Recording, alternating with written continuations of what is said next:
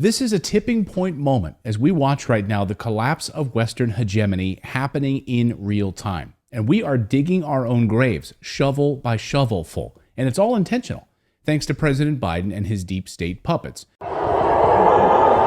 Overnight, Iran retaliated against Israel, firing hundreds of drones. The U.S. saying, no, we're not going to get involved in a war in the Middle East. And then last night, literally getting involved in a war in the Middle East right alongside the British and the Israelis to shoot down drones over Israel. President Biden cut short his 50th vacation of the year to come back to Washington to order the U.S. response in the Situation Room. So it's a mess. And for the last few days, the world has been on red alert, watching and waiting all around Iran. So while the Western media was distracted by the death of a murderer late last week, something huge happened in Russia that no one, and I mean no one, covered in the mainstream press. President Putin told the world exactly how things are about to play out with NATO's proxy war in Ukraine.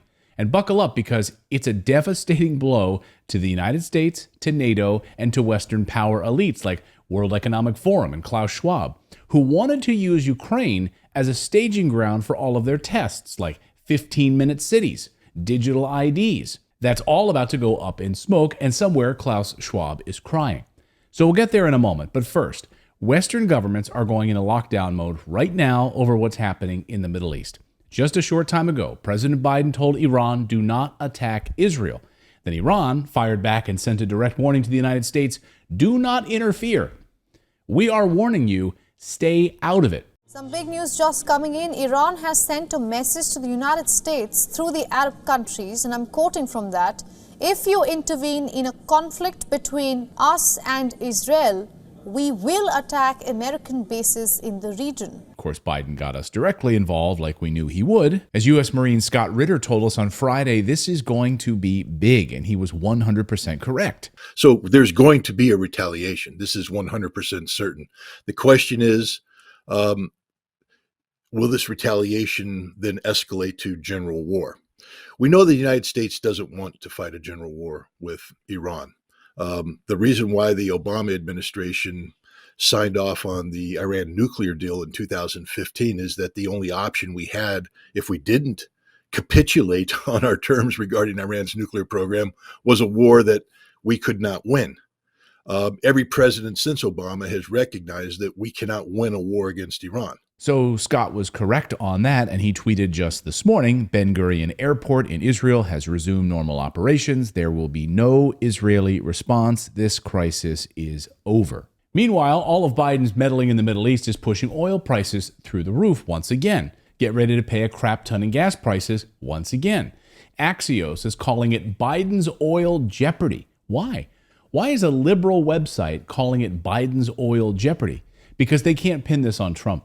This is all on Biden, because Biden is a moron who blamed inflation in the United States on Putin and depleted our strategic oil reserves, which are now nearly empty, in order to soften the blow of inflation. He told us it's Putin's price hike. Let me start with the Putin price hike. Anyone with a Forrest Gump level IQ knew that was a lie. In fact, the opposite was true. Western sanctions, again, didn't hurt Russia. It drove prices in the United States and Europe through the roof. Costs for everything went up, but it was Putin's fault. They hope you'd believe it, but you're not stupid. And if Biden meddles in the Iranian-Israel war that's coming, Iran will shut down the Straits of Hormuz. A friendly reminder that the Straits of Hormuz is a 39-kilometer wide section of land, around 21 million barrels of oil, or 24% of the world's total oil consumption, passes through it each day, and oil prices will immediately hit $130 a barrel, and Americans will see that immediately in their wallet. Perfect for an election year. So President Biden told us he was going to raid the strategic oil reserves to help lower your gas costs and combat inflation, he told us. I led the world and other countries to join with us to coordinate the largest release of oil from our stockpiles of all the countries in history. And inflation numbers came in much higher than expected this week, with the latest CPI numbers showing that inflation is getting worse, not better. Now the strategic oil reserve is virtually empty, and inflation is going up. It was Biden's way of stopping Putin, and Biden is your friend. He's here to help you. But don't worry, we're going to refill the strategic oil reserves with no cost to taxpayers at all. Today, I'm announcing a plan to refill the strategic petroleum oil reserve in the years ahead at a profit for taxpayers.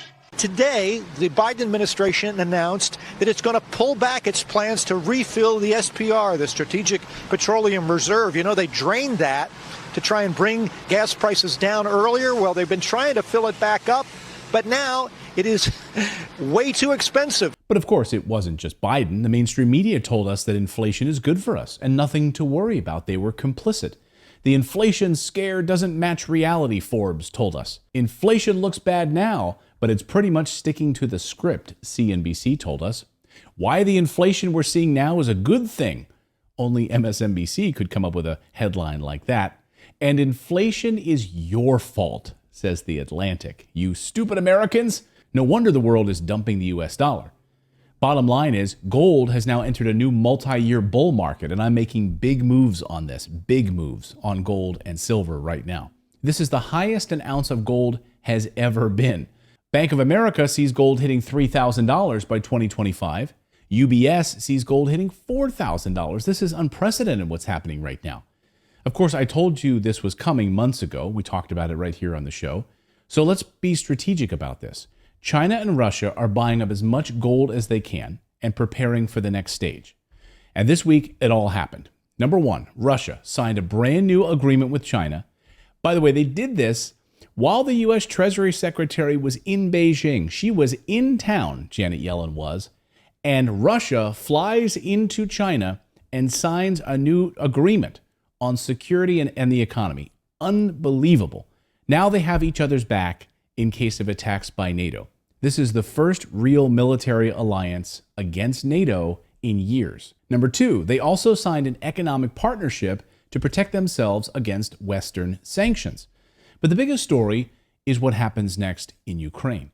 Putin told us all that the only way the war in Ukraine ends is with the destruction of the Ukrainian government, meaning there is no other way that this ends. The regime in Kiev will be done, kaput, finished.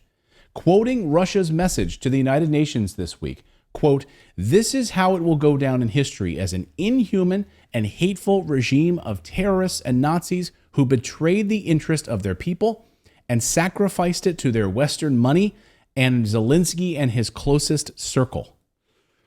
The only topic for any international meetings on Ukraine will be the unconditional capitulation of the Kyiv regime, Putin said. In other words, it's over. It's over for NATO. It's over for Europe. It's over for the United States. You have lost. Pick up your ball and go home. What are they going to do? Are they going to do that? Or are they going to be desperate? As we talk about on this show all the time, desperate people do desperate things. We will be watching this very, very closely over the next few weeks now that the ground has firmed up, the snow has melted, and Putin is about to launch a massive offensive into Ukraine. So that's the news update part of today's video. Now I want to tell you about today's sponsor, which is tied directly to this unbelievable moment that we're seeing right now for gold prices. These Western leaders have lost the complete control of the situation. This is the best time in my lifetime to be involved in gold and gold-related companies. This has just begun to rally, my friends. Just begun. Literally, this is the first inning. We are on the launch pad, guys. So listen to me on this story. If you're not bullish on gold after what I'm about to show you, then I can't help you. I've been a huge fan of gold for a long time. Gold expert Peter Schiff just said this week that something big is happening. Gold prices don't usually surge like this. Something big is coming. So the gold mining company that I want to tell you about is called Great Pacific Gold Corp. Now here is their ticker on your screen. Take a look at this. Now we have an opportunity here with this one that is, in my mind, a generational opportunity in scope. I don't know of a single person that doesn't tell himself today in 2024, what if I could go back to 2016 and buy Bitcoin at $500 a coin? Of course you would, but we can't turn back time. So though, I have something that I found, which is the next best thing. I don't know if I'll ever be able to repeat this kind of a juicy setup again. So here are the details. Pay attention to this. Number one, several years ago, a Papua New Guinea-based gold stock was priced at just 99 cents Canadian, and its business model was to put into production a very troubled gold project. So they had this very troubled gold project. They had to get it up and running. Okay, that was the company. Then you can guess what happened next. A brilliant gold mining executive by the name of Brian Shalarchik and a great team, they did the impossible.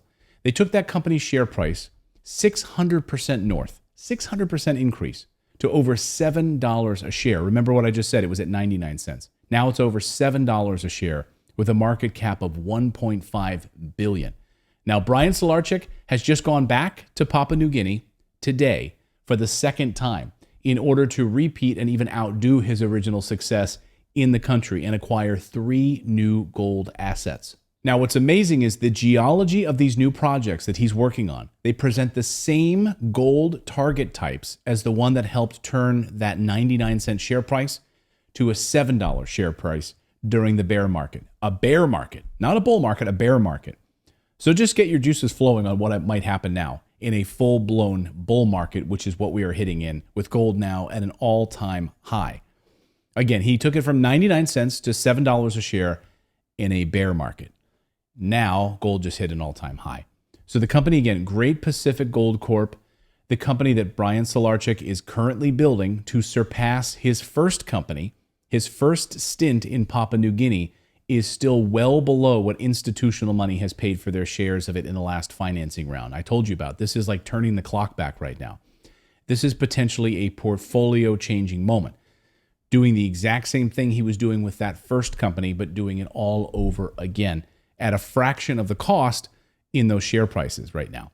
Guys, in a bear market, Brian Solarczyk's team in his first go-around in Papua New Guinea turned a $100 million company into a $2 billion company. He is more experienced now, and the market conditions are far, far better, and our timing is spot on in my view. Yes, Bank of America with price targets of gold over $3,000 an ounce, UBS over $4,000 an ounce right now, unbelievable. So Great Pacific Gold has no debt as a company, $10 million in cash, and it is drilling right now. They are drilling right now with results to be announced soon. The timing is spectacular on this one. So I want you on this thing right now, researching it. Do your own homework on this. I've not been able to find any other example of a mining executive that built shareholders' wealth to the tune of 1,000% and then formed a second company to do it all over again with the same mining conditions right next door to his other company. It's like he's giving us a second chance right here. It'd be like, you know what, the founder of NVIDIA takes like a sabbatical and then comes back a year later and then he tells you, you know what, I'm going to start a brand new chip company. Anybody want to invest in it? Be like, yeah, I would like to do that. It's a no-brainer. Really, with gold right now in the best condition we've ever seen. So do your own homework on this ASAP. The company is Great Pacific Gold Corp. Here's the ticker on your screen. Here's how much the stock is trading for as of this recording. You can see that right here on your screen. Again, do your own homework on it, and we will see you next time, everyone.